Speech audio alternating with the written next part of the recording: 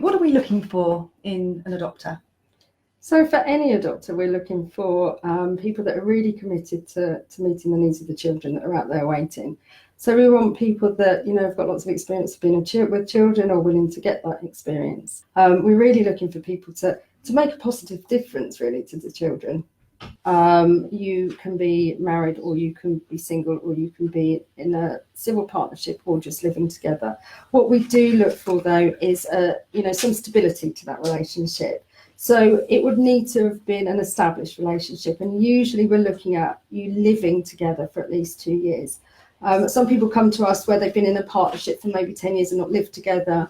That's not going to work for the children that we want to place. They really do need to have lived together and had that shared experience to then jointly parent.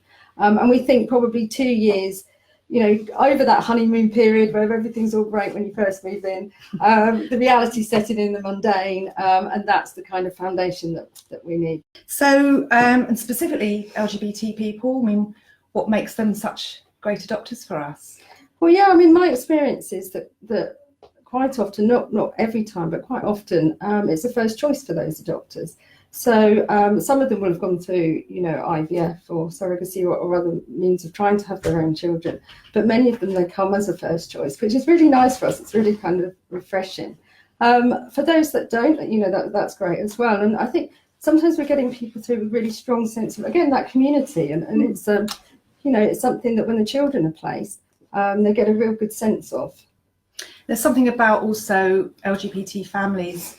They're open to unique families. It's not necessarily mum, dad, 2.4 children. So they've got experience of the uniqueness of that.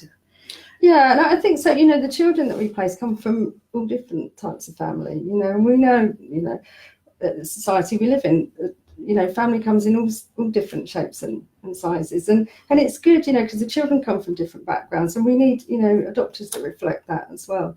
And you're right, some of our, adopters from LGBT communities have had, some tough times, may have, faced discrimination, may have not been accepted within their families, some of the things that actually our adopted children have faced as well. And there is a misunderstanding, isn't there, with some people who think that maybe LGBT people can't adopt. Yeah, and I get that. I've been doing this for a long time, and when I first started doing adoption, over 20 years ago, there wasn't really same-sex or people from the LGBT community coming forward to adopt, and I think social workers at that time were still finding their way. Fortunately, things have moved on, and actually what we see is it's about what you can offer, and it's about being the best parents that you can to children.